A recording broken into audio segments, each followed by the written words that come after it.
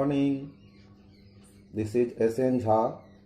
Today I am going to discuss one of the important chapter of history of class 10, that is the rise of nationalism in Europe.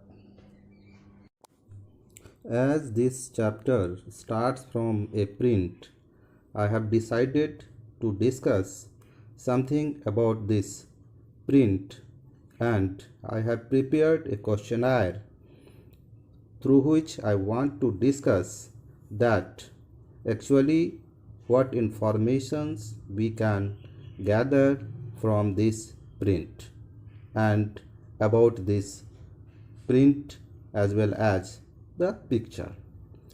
So first, the name of the printer of this print.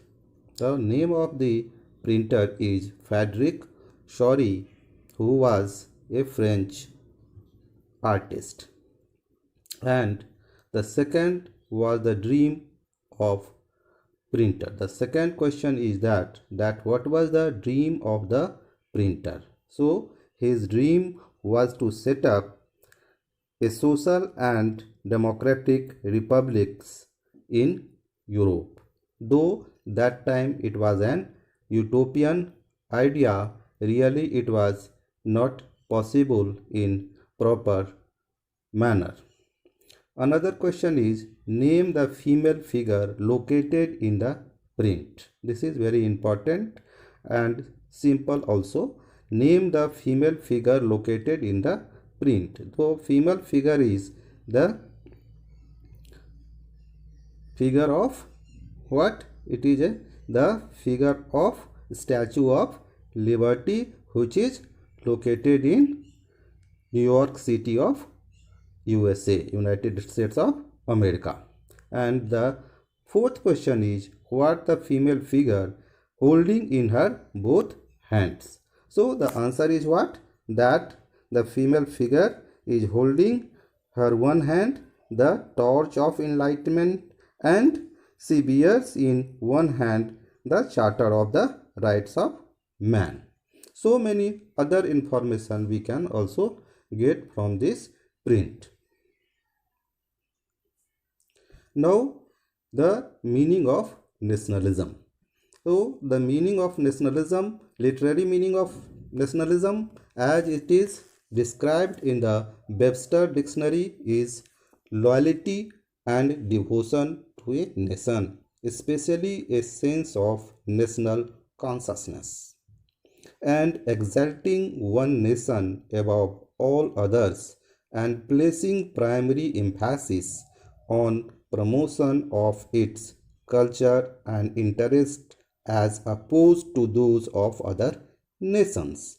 So very clear that loyalty and devotion to a nation. But for that, what is required? A nation is required. But that time, such nations were not there. So first we will have to learn that how such nations emerged in France as well as in other part of Europe. So first we will see that how nationalism emerged as a force which brought about sweeping changes in the political and mental world of Europe during 19th century. What developments took place that really changed the political and mental status of Europe in 19th century? Because in 18th century there was modern state. We cannot compare that modern state with today's modern state. So modern state, what is the meaning of modern state that time? That in which a centralized power exercised sovereign control over a clearly defined territory had been developing over a long period of time in Europe. So such modern states were emerging in Europe from the earlier. But in this type of state, the sovereign power was in one hand. And this is the example of monarchy or kingship. As we have learnt in previous class in the French Revolution. So France is one of the example of such modern state. Now, what is the difference between that modern state and nation state that was to be emerged? So, nation state was one in which the majority of its citizens and not only its rulers came to develop a sense of common identity and shared history or descent. So, this is the very characters of the nation state what we have to talk, that devotion for which nation, and for which nation means that should be nation state.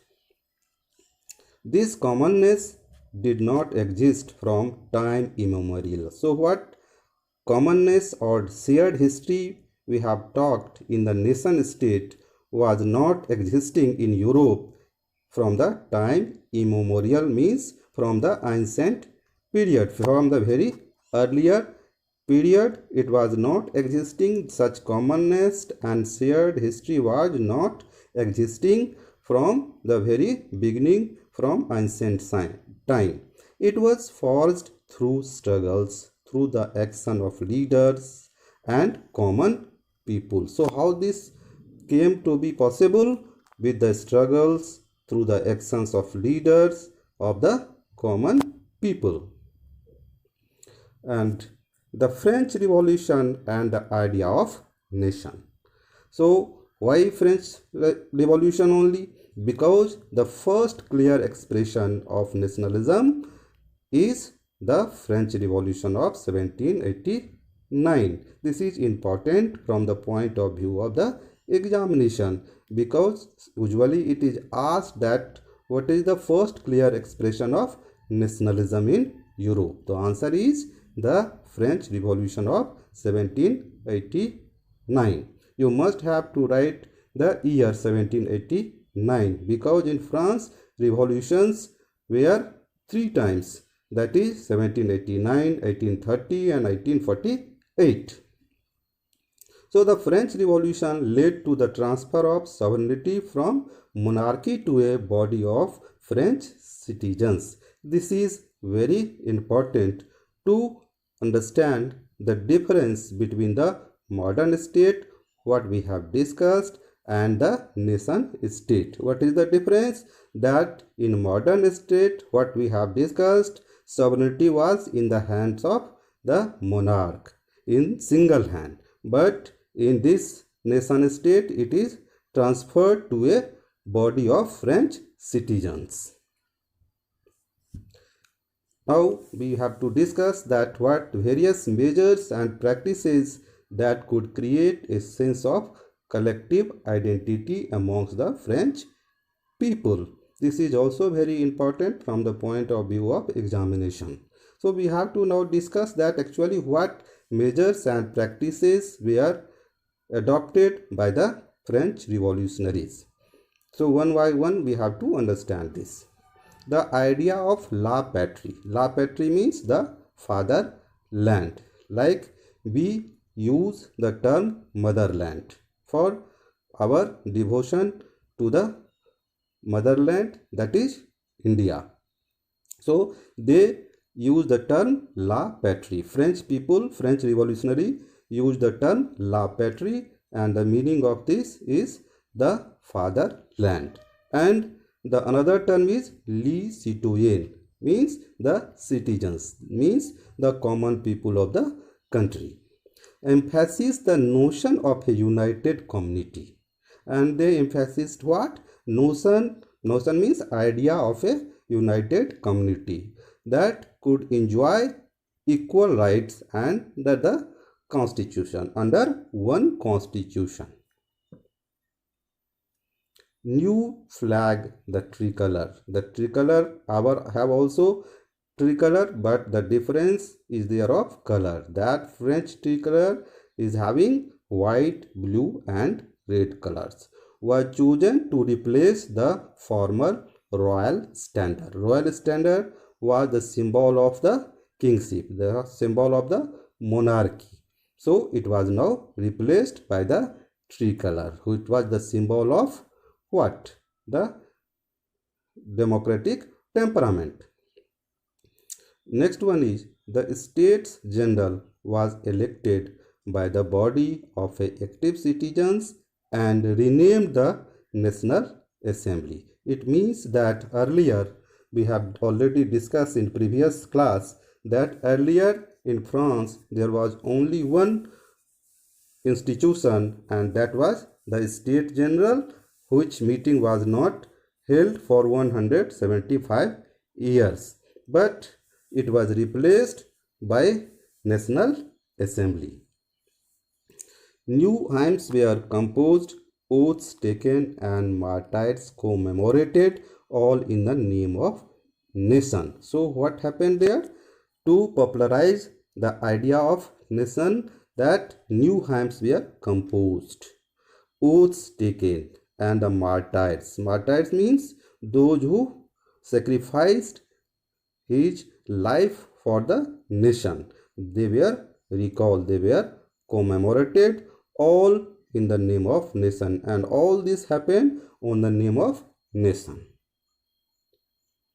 Then a centralized administrative system was put in place, and it formulated uniform laws for all citizens within its territory. It means that a new system was introduced in which all were equal before the law under the territory, under the periphery of the country. And next one is internal custom duties and dues were abolished, which was very much earlier you have discussed in class 9 that so many taxes were imposed on the common people or the people of third state. So all they were abolished, and a uniform system of weights and measures was adopted, which really helped to promote the economy of the country.